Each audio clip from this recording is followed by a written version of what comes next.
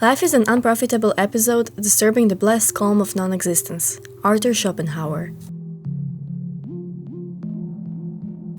The Ones Who Walk Away from Omelas is a short story by Ursula K. Le Guin that presents a moral dilemma about the ethics of sacrifice and the cost of achieving a utopian society.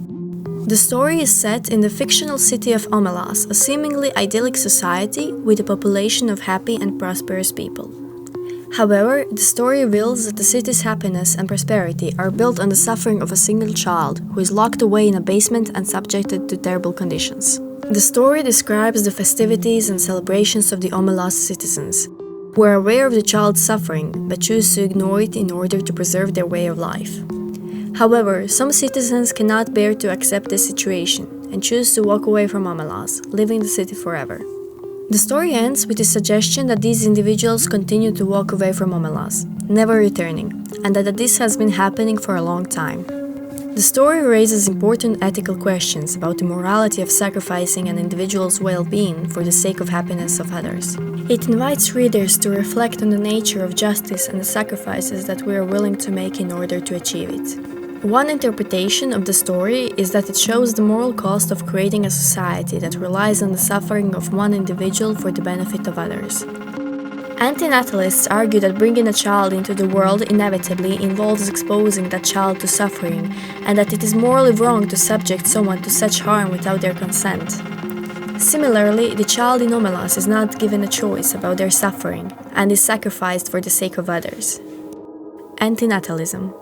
This idea has gained popularity in recent years, with many people questioning the ethics of having children in a world full of suffering and uncertainty. In his book, Better Never to Have Been, The Harm of Coming into Existence, philosopher Benatar argues that the pain and the suffering we experience in life outweigh the pleasure and happiness, making life not worth living. Benatar's argument for antinatalism is based on what he calls the asymmetry argument. The asymmetry argument contends that while the presence of pleasure is good, the absence of pain is better. Therefore, the presence of pain is bad, and the absence of pleasure is neutral. According to Benatar, this asymmetry between pleasure and pain means that it is better to not exist than to exist and experience suffering.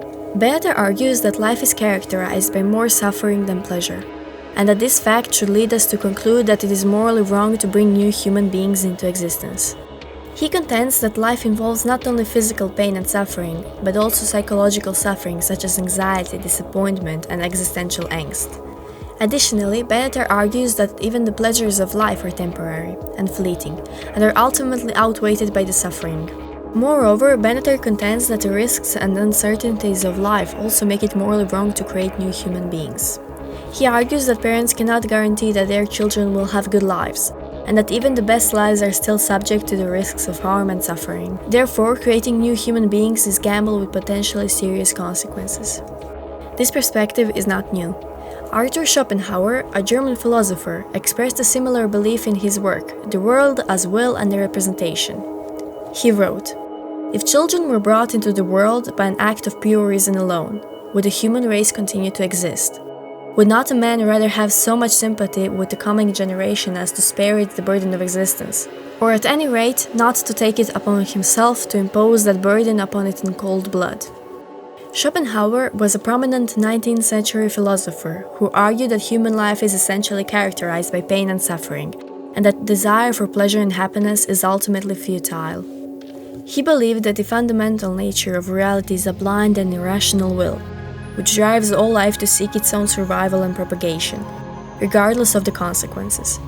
According to Schopenhauer, human beings are no exception to this rule, and their existence is ultimately marked by constant struggle against this will, which can only be escaped through death. Based on these premises, Schopenhauer arrived at the conclusion that it is morally wrong to bring new life into the world, as it only perpetuates the cycle of suffering that characterizes human existence. He argued that procreation is a selfish act that is driven by the desire for pleasure and satisfaction, and that it ultimately leads to the creation of new beings who are doomed to experience pain, disappointment, and frustration. Schopenhauer's antinatalist position has been influential in a number of different philosophical and cultural movements, including existentialism, pessimism, and modern-day antinatalism. His views on the inherent meaninglessness and suffering of human existence have resonated with many people who feel disillusioned with the world and who question the value of procreation in a world that is full of pain and suffering. Buddhism. One of the central tenets of Buddhism is the Four Noble Truths, which assert that life is characterized by suffering, that the cause of suffering is desire, that it is possible to overcome suffering, and that the path of overcome suffering is the Eightfold Path. Buddhists believe that existence is suffering, and that the ultimate goal of life is to achieve enlightenment and escape the cycle of birth, death, and rebirth. Antinatalists share this view of existence as characterized by suffering. Antinatalists contend that the pain and suffering that new sentient beings would inevitably experience is not justified by the positive experiences they may have. Furthermore, Buddhism and antinatalism share a common concern with the ethical implications of procreation.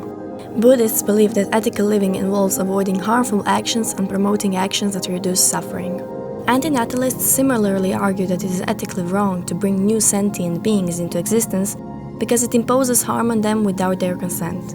Buddhism also emphasizes the need to cultivate compassion for all sentient beings. Buddhists believe that all beings are connected and that suffering is a universal experience. This emphasis on compassion is similar to the concern of the welfare of all sentient beings that motivates many antinatalists. Additionally, some antinatalists draw on Buddhist concepts such as non-attachment and impermanence to support their views. Non-attachment refers to the idea that suffering arises from attachment to things that are impermanent and changing. Antinatalists argue that bringing new beings into existence is a form of attachment that ultimately leads to suffering. Impermanence refers to the idea that all things are constantly changing and that nothing is permanent. Antinatalists argue that bringing new beings into existence is morally wrong, because it imposes a permanent and unchangeable state of suffering on them. In conclusion, antinatalism and Buddhism share a common concern with the ethical implications of procreation and the need to reduce suffering. They both view existence as characterized by suffering and emphasize the need to cultivate compassion for all sentient beings. We can also draw parallels of antinatalism with another Asian philosophy, Daoism. One of the main principles of Daoism is that everything in the universe is interconnected and that all things arise from the Tao, the underlying unity of all things.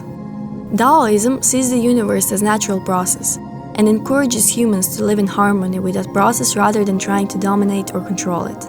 Robert Dunbergen draws a comparison between modern antinatalism and Daoism by noting that they both regard the emergence of consciousness as a deviation from an otherwise harmonious, stable, and peaceful universe. Dunbergen suggests that both antinatalism and Daoism perceive human consciousness as an irreparable state that cannot be corrected by a return to a more harmonious existence. Instead, it must be dismantled in a peaceful and non-violent manner, an obligation placed upon humanity. Daoism views consciousness as having a distinct purpose that contradicts the spontaneous and unconscious flow of the Tao, thus compelling humans to strive for a return to the Tao. Another key aspect of Daoism is the concept of Wu Wei, or non-action. Wu Wei is often translated as not doing, but it does not mean that one should simply be inactive or passive. Rather, it suggests that one should act in harmony with the natural world and let things unfold naturally, rather than trying to force them to conform to one's desire. In this sense, Wu Wei can be seen as a form of acceptance of the way things are. Similarly, antinatalists argue that one should refrain from procreating in order to avoid causing harm to future generations. This can be seen as a form of non-action, or abstaining from an action that could cause harm. But aren't antinatalists a bit too pessimistic? Isn't there more joy and happiness in life than pain and suffering? Antinatalists would call this a delusion.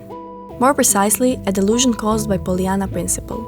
The Pollyanna principle is a psychological phenomenon that suggests people tend to remember positive moments more vividly than negative ones.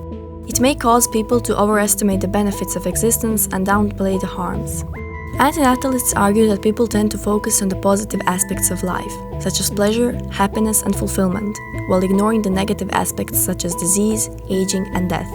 This positive bias may lead people to have unrealistic expectations about the quality of life that a new sentient being would experience. They may believe that life is mostly good and that any suffering that new beings might experience is outweighed by the benefits of existence. However, antinatalists argue that this view is misguided and that the harms of existence far outweigh the benefits. The Pollyanna principle may play a role in the reluctance of many people to accept antinatalism. Antinatalism is not without controversy, with some arguing that it is a pessimistic worldview that ignores the potential for joy and happiness in life. However, proponents of antinatalism argue that it is compassionate philosophy that takes seriously the suffering that exists in the world and seeks to reduce it by refraining from procreation. It's a philosophy that challenges our assumptions about the value of life and the ethics of procreation. While it may not be a popular perspective, it is one that deserves thoughtful consideration and reflection. Ultimately, whether or not to have children is a deeply personal decision that each individual must make for themselves. Antinatalism is just one perspective among many, and it is up to each of us to decide what we believe is right. What do you think? Is life worth living? Is there more happiness or suffering? Be free to share your thoughts in the comments below, and don't forget to subscribe to our channel.